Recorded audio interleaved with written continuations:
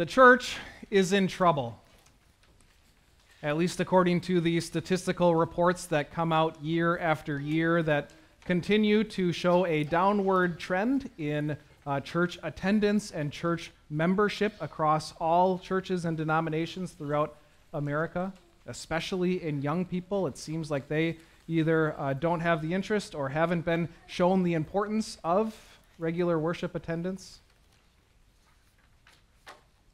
Denominations across America are down in just about every statistical category, including the biggest Protestant denomination in America, the Southern Baptist Convention.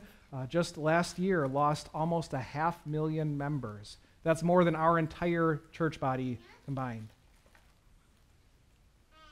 The church is in trouble, at least according to the comments section underneath any video that has anything to do with faith or with Christianity, even with the Christ Alone Facebook or social media pages. Oftentimes there will be some random stranger showing up making a comment about how religion is very soon going to become extinct, that we are evolving past the need for religion, and so the church is going to die out. The church is in trouble. At least according to a stand-up comedian that I recently heard say that going to church today is like going to a roller skating rink on a Wednesday afternoon. It's something that people used to do and used to be important and popular, but it's not really something people do anymore. It's past its peak, so to speak. The church is in trouble. But you don't need statistics or celebrities or even strangers to tell you that. You have probably seen some of that in your own life. Maybe you've had that feeling from things that you have observed.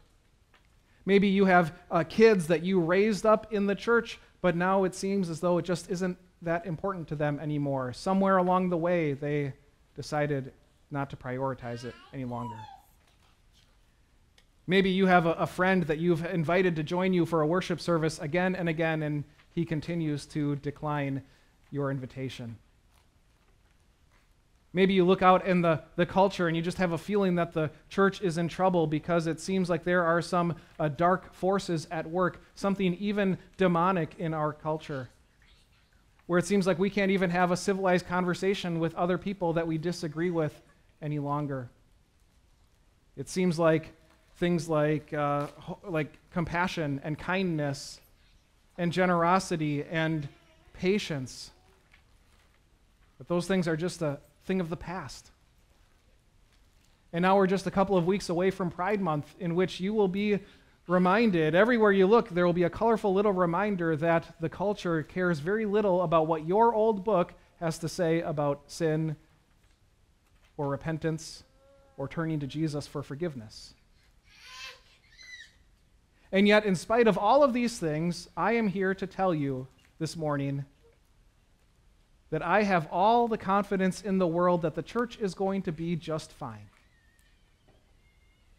That, in fact, the church actually does have a glorious future, that I'm not worried about it at all, and the reason why we can have confidence is because of the ascension. You know about the ascension. We talk about it in the creeds, the fact that Jesus ascended into heaven, but you probably don't think about it all that often. And if you were to think of the most important things that happen throughout the scriptures, the ascension probably isn't going to be in the top 5. You probably don't even think about what it means on a regular basis. You don't think about it all that often. But I'm telling you this morning that the ascension is the very reason why the church can have hope. Why we know that the church isn't going anywhere, and not only is it not going to die out, but in fact it will thrive.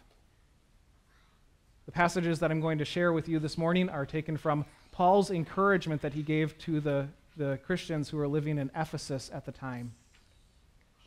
Now, the Ephesians lived in a region where Christianity was in the minority. And it was looked at as this little Jewish sect that couldn't possibly have much of a future, especially not now that its leader was gone. But what they didn't realize, or what they didn't believe, was the fact that Jesus was not, in fact, gone. That even as he ascended into heaven, he promised, "Surely I will be with you always to the very end of the age." And who did he make that promise to? He made it to the church.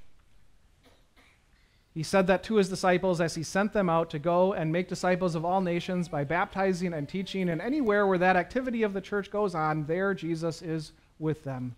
He promised so. And not only that, but because he has ascended into heaven, he has taken his rightful seat at the right hand of God, sitting on his throne and ruling over all things for our good.